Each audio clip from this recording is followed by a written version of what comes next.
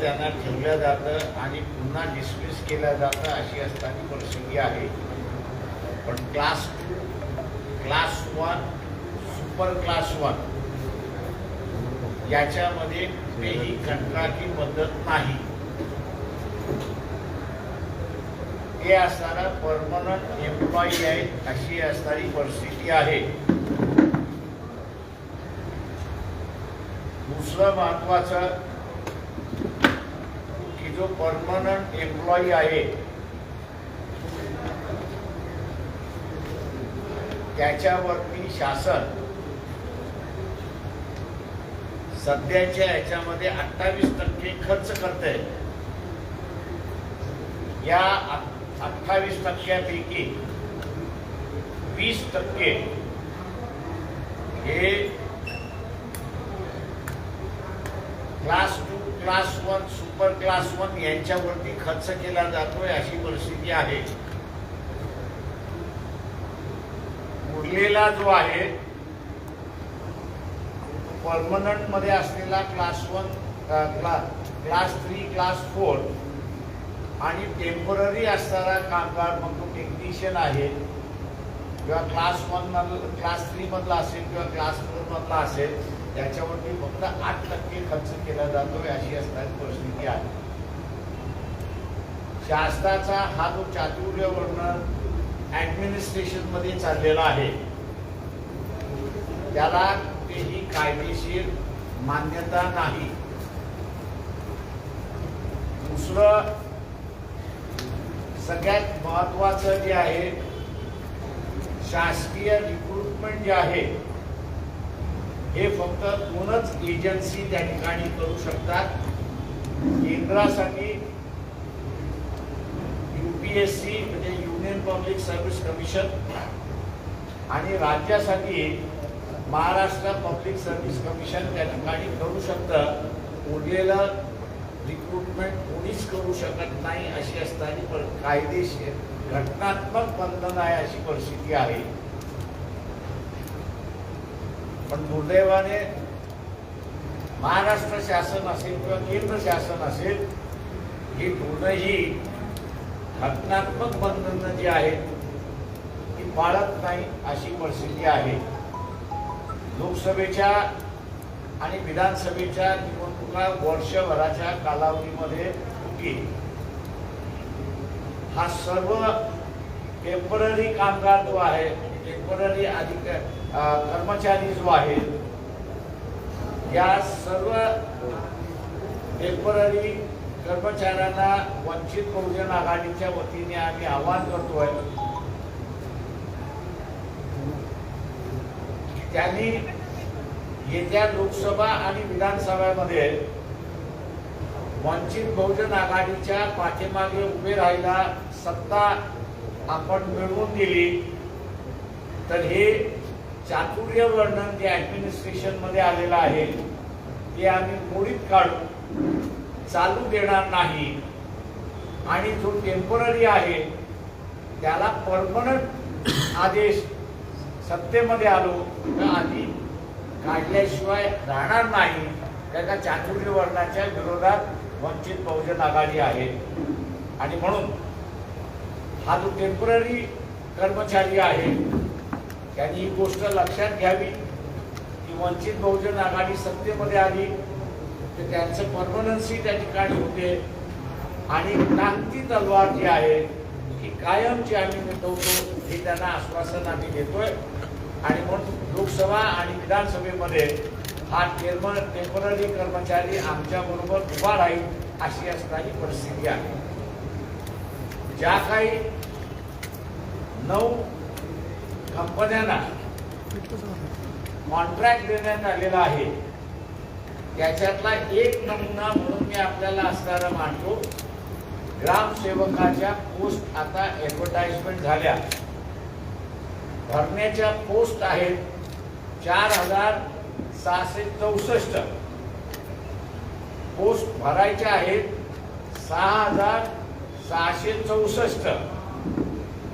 अर्ज एकंदरीत आलेची संख्या आपण असायला बघितली तर ती 11,00,000 50,000 अर्ज आलेत अशी परिस्थिती आहे. DCIने हे आकडे चुकीचे असतील तर त्यांनी ते सांगावेत. आरक्षण आणि बिगर आरक्षण अशा प्रत्येक उमेदवाराकडून त्यांनी 1,000 रुपये गोळा केलेले आहेत. त्या ऍडव्हर्टाइजमेंट मध्ये कुठेही असं म्हटलेलं नाही की तुमचा अर्ज रिजेक्ट झाला तर 1,000 रुपये परत मिळतील, असं कुठेही तरतूद नाही. या एका रिक्रुटमेंटच्या पाठीमागे TCI नावाची असणारी जी कंपनी आहे, या कंपनीला 120 कोटीचा नफा झाला, हा आपण लक्षात घ्या. 11,50,000 जे ऍप्लिकेशन आले, त्या ऍप्लिकेशनच्या पाठीमागे 1,000 रुपये गोळा करण्यात आले. 120 कोटी त्या ठिकाणी जमा होतात आणि या कंपनीच्या खिशामध्ये शासनाने मुद्दामून घालवले अशी असणारी परिस्थिती आहे. ज्यावेळेस महाराष्ट्र पब्लिक सर्व्हिस कमिशन अस्तित्वात आहे, चेअरमन नेमलेला आहे, त्याचा स्टाफही नेमलेला आहे, त्याच्या मार्फत रिक्रुटमेंट न करता या एजन्सी मार्फत रिक्रुटमेंट केल्या जात आहे.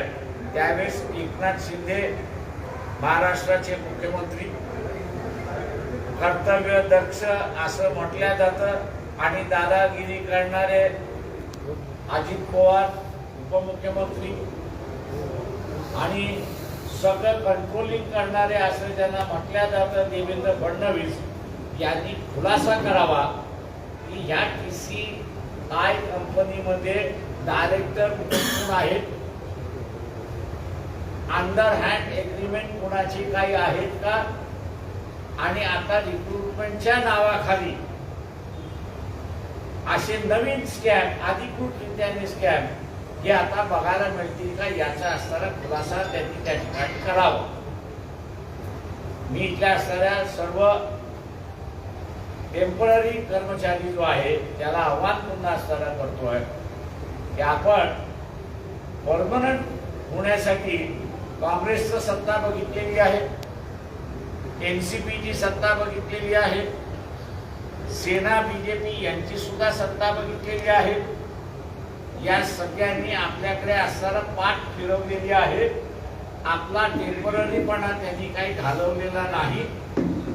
वंचित बहुजन आघाडीला आपण सत्ता द्या आणि आपला टेम्पररीपणा जाऊन परमनन्सी आपल्याला त्या ठिकाणी आणून देण्याचं आश्वासन या ठिकाणी देतो.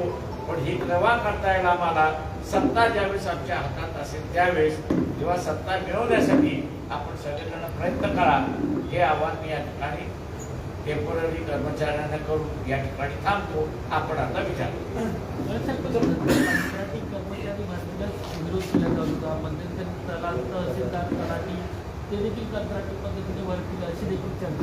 हो. मध्यंतरी एक बातमी अशी आली होती की जजेस सुद्धा टेम्पररी भरल्या जाणार आहेत. आता ती बातमी किती खरी किती खोटी याची मला माहित नाही, पण मॅजिस्ट्रेट पोस्ट सुद्धा कंत्राटी पद्धतीने भरल्या जाणार असं सांगितलं जात आहे. तुमचा असा आरोप आहे का की जी कंपनी सांगत होती TCI, त्यात डिरेक्टर कोण आहे असं त्यांनी खुलासा करावा. या सगळ्यामध्ये घोटाळा होतोय आणि हा घोटाळा बाहेर काढावा, त्यात स्पष्टता आणा. प्रश्न असा आहे की अधिकृतरित्याने 1,000 कोटी मागितले, 1,000 प्रत्येक कॅन्डिडेटला द्यायला सांगितले. 11,50,000 कॅन्डिडेटनी अप्लाय केले अशी आमची माहिती आहे, अधिकृत माहिती आहे. आता 1,000 रुपये आपण असताना धरलं तर 120 कोटी सहज होतात. किंवा 120 कोटी हा ऑफिशियली आलेला आहे, त्याच्यामुळे हा 120 कोटी ऑफिशियल आलेला आहे. त्याचा वाटणीदार हिस्सेदार कोण याचा खुलासा मागतोय आणि मग डायरेक्टर बोर्ड आलं की त्याच्यातली आपल्याला कळतं की हिस्सेदार वाटणीदार कोण आहेत ते. 120 कोटीची आकडेवारी एकाच कंपनीची आहे की 9 कंपनी? ही एकाच कंपनीची आहे. TCI कडे आलेले अर्ज त्याच्यामधून मी म्हणतोय 9 कंपन्यांचं आहे आपल्याकडे. माझ्याकडे 9 कंपन्यांचा डेटा नाही आहे सध्या. साहेब, एक दुसरा मुद्दा सध्या राज्यातली राजकीय परिस्थिती आहे. ते मी आज असताना हा एक आमचा मुद्दा महत्वाचा आहे. इथे एकंदरीत असताना कॉन्ट्रॅक्टवरती असणारे आमच्या माहितीप्रमाणे 8 लाख कर्मचारी रफली आहेत. त्यांचा हा जीवता मरणाचा असणारा प्रश्न आहे. त्याच्यामुळे असणारा ही प्रेस कॉन्फरन्स मी याच मुद्द्यापुरती मर्यादित आहे. राजकीय परिस्थिती जी आहे ती दर दिवशी बदलत असते. आपण उद्या त्याच्यावरती बोलू. तरी आणखी एकच प्रश्न असं म्हटलं जातं की इंडिया आघाडीमध्ये सहभागी होण्यासाठीच्या हालचाली सुरू आहेत, म्हणजे तुम्ही सहभागी व्हावं. ते मी आज जसं म्हणालो की आमच्या असणारा आजची प्रेस कॉन्फरन्स जी आहे ही या टेम्पररी कर्मचाऱ्यांना आश्वासन देणं आणि परमनन्सीचा मार्ग हा त्यांचा मोकळा करणं एवढ्याच पुरती मर्यादित आहे. जेव्हा इतर कुठल्याही प्रश्नाला मी उत्तरं देणार नाही. त्याच्यासाठी सत्तेचं आवाहन केलं ना मला, त्याच्यामुळे ते राजकीय मार्गावर गेलं नाही. सत्ता द्या आमच्या हातामध्ये हे आवाहन सत्ता केलं मागतो होतं. ना आम्ही सत्ता आमच्या वंचित बहुजन आघाडीकडे मागतो. एक अल्टिमेटम दिला होता काँग्रेसला 15 दिवसाचा. मी तुम्हाला आज म्हणाले की हाच विषय उद्या आपण या उद्या मी पॉलिटिकली बोलतो. Thank you thank you. सर. एक हिंदी प्रेस नोट येते 1-2 सर, मिनिटात येईल. मी सर, हिंदीमध्ये एक देतो हिंदी तोपर्यंत. प्रेस नोट येईपर्यंत मी हिंदीमध्ये देतो. केंद्र सरकार और राज्य सरकार इन्होंने एम्प्लॉयमेंट, सरकार के लिए एम्प्लॉयमेंट जब चाहिए तो संविधान ने 2 एजेंसीज बनाई है. सेंटर के लिए UPSC union public service commission है कि जिसके माध्यम से सेंटर को जितने एम्प्लॉय चाहिए उनका रिक्रूटमेंट किया जा सके. और दूसरी तरफ राज्य जो है वो राज्य में state employment exchange, state public service commission वहाँ पे बनाया है कि जिसके माध्यम से रिक्रूटमेंट किया जा सके. इन दो रिक्रूटमेंट के माध्यम के अलावा तीसरा कोई माध्यम नहीं है कि जिसको आप रिक्रूट कर सकते हैं. टेम्पररी एम्प्लॉयमेंट जो है उसका भी बजटरी प्रावधान हो तो ही आप उसको कर सकते हैं, वरना आप कर नहीं सकते. ऐसी एक परिस्थिति है. लेकिन केंद्र के राज्य हो या केंद्र की सरकार हो या राज्यों की सरकार हो, अब उन्होंने जो है जो पुराना भारतीय व्यवस्था का एक हिस्सा था, चातुर्य वर्णन जो एक हिस्सा था, वो दोबारा एडमिनिस्ट्रेशन में इंट्रोड्यूस किया है. पहले भी जो सवर्ण थे वो सुरक्षित थे, शूद्र और अतिशूद्र जो है वो असुरक्षित थे. ऐसी परिस्थिति थी. आज भी एडमिनिस्ट्रेशन के माध्यम से क्लास 2, क्लास 1 और सुपर क्लास 1 इनको परमानेंसी दी गई है. और जो क्लेरिकल पोस्ट है, क्लास 3 के पोस्ट है, टेक्निकल पोस्ट है, क्लास 4 के पोस्ट जो है उनमें असुरक्षितता पैदा की गई है और उन सभी को टेम्पररी किया गया है. हर बार 3 साल के लिए, 2 साल के लिए, 1 साल के लिए, 6 महीने के लिए अपॉइंटमेंट मिलती है. ऐसे जो महाराष्ट्र के जो कर्मचारी है, करीब 8 लाख के आसपास ये कर्मचारी है. इन कर्मचारियों को हम लोग आश्वासन देते हैं कि वंचित बहुजन आघाड़ी की सत्ता आने वाले लोकसभा और विधानसभा में अब ये आई है. ये जो चातुर्य वर्णन एडमिनिस्ट्रेशन में आया हुआ है उसको हम लोग खत्म करेंगे और जो टेम्पररी एम्प्लॉय है उस टेम्पररी एम्प्लॉय को परमानेंट एम्प्लॉय यहाँ पर करेंगे. यह आश्वासन हम लोग उनको देते हैं.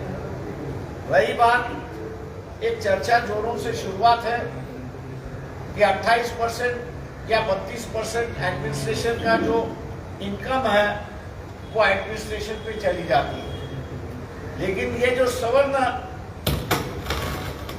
सवर्ण एम्प्लॉयमेंट है या फिक्स्ड एम्प्लॉयमेंट है, 28% हम लोग पकड़े तो 20% खर्चा इन पर ही जाता है, और जो टेम्पररी है उन पर से 8% का खर्चा वहां पर होता है।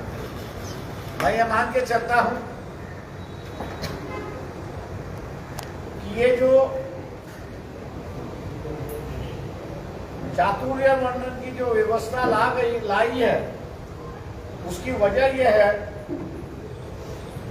कि जो शूद्र और अतिशूद्र अधिकांश टेम्पररी है, वो आर्थिक दृष्टिकोण से स्टेबल ना हो, उनकी परिस्थिति वैसे की वैसी बरकरार है और अपने को चैलेंज ना करे, इसकी वजह से ये व्यवस्था चलाई गई है। ये टेम्पररी एम्प्लॉय जो है उसको हम कहते हैं कि आपने कांग्रेस का राज देखा है, एनसीपी का राज देखा है, बीजेपी का राज भी आपने देखा है, लेकिन हिंदू होने के बाद भी इनको परमानेंसी नहीं की गई है, ऐसी एक परिस्थिति है। वंचित बहुजन आघाड़ी को 2023 की जो लोकसभा का चुनाव होगा, 24 में जो विधानसभा का चुनाव होगा, अगर सत्ता में ले आते हैं तो हम लोग का पहला निर्णय होगा कि ये जो टेम्पररी एम्प्लॉय है उसको परमानेंट एम्प्लॉय करने का निर्णय हमारा होगा, और उसको एक तरीके की सुरक्षा व्यवस्था बहाल करने की पार्टी की भूमिका है, जो आपके माध्यम से इस टेम्पररी एम्प्लॉय तक पहुंचाने में हम लोग आपसे विनती करते हैं। दूसरा एक यहाँ पर जो मुद्दा है लोगों के सामने में ले आना चाहता हूँ, ग्राम सेवक जो है उनकी करीब 4,644 के लिए एडवर्टाइजमेंट आई। ये रिक्रूटमेंट करने का अधिकार जो है TCI नाम की कंपनी है उसको दिया हुआ है।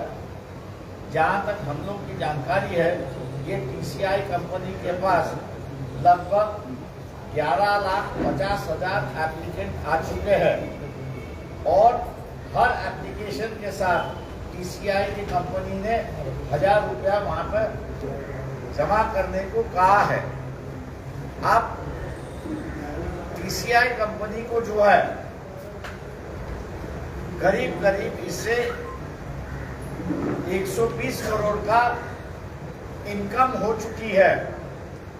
अब ये 11,50,000 जो कैंडिडेट जिन्होंने अप्लाई किया है, इनमें से कितने के एप्लीकेशन बाद हो जाएंगे अभी कह नहीं सकते, लेकिन उस एडवर्टाइजमेंट में कहीं नहीं लिखा है कि आपका अगर एप्लीकेशन बाद हुआ तो यह 1,000 रुपये आपने जो एप्लीकेशन के साथ दिया हुआ है वो रिटर्न किया जाएगा, रिफंड किया जाएगा, ऐसे कोई उसमें प्रावधान दिखाई नहीं देता है। और इसलिए मैं समझता हूँ कि शासन ने रिक्रूटमेंट के नाम पर कई कंपनियों को अमीर बनाने का ठेका लिया हुआ है। एकनाथ शिंदे जो मुख्यमंत्री है,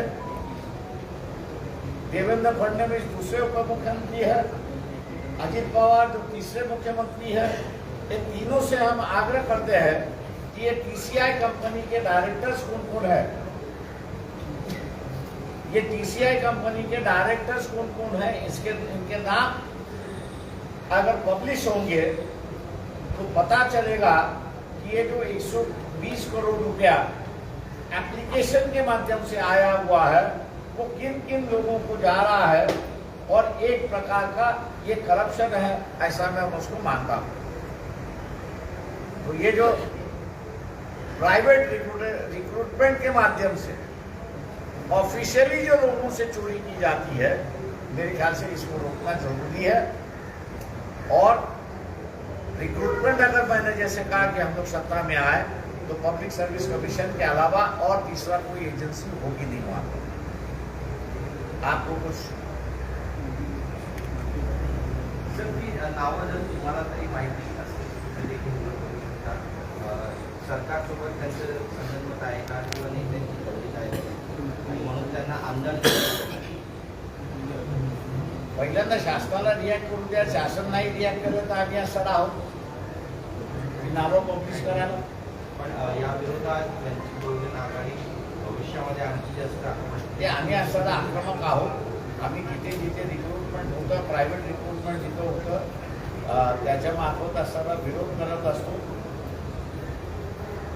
उग्रपणे हा आंदोलन करता येत नाही याचं कारण की 1000 रुपये आमचे गेले तरी चालतील, पण त्या 4664 मध्ये आमचा कुठेतरी नंबर लागेल असं त्याचं हे असतं. त्याच्यामुळे फार उग्रपणे आंदोलन हे करता येत नाही. त्याचाही इंटरेस्ट असतो हे आपण लक्षात घेतलं पाहिजे. आणि म्हणून शांततेच्या मार्गाने आम्ही असायला हे आंदोलन सुरुवात केलेलं आहे. पण त्याला एंड करायचं असेल तर हे पॉलिटिकल पार्टीज करू शकत नाही. वंचित बहुजन आघाडी ते रिक्रुटमेंट UPSC मार्फत किंवा MPSC मार्फतच करेल की जेणेकरून ही जी ऑफिशियल रूट आहे ती ऑफिशियल रूट त्या ठिकाणी थांबू शकते. बऱ्याच दिवसापासून चर्चा आहे की वंचित बहुजन आघाडी ही महाविकास आघाडीमध्ये सामील होणार आहे. नेमकं सत्य काय आहे? मी या प्रश्नावरती असताना उद्या रेग्युलर प्रेस घेऊन त्याचं उत्तर आपल्याला देईल.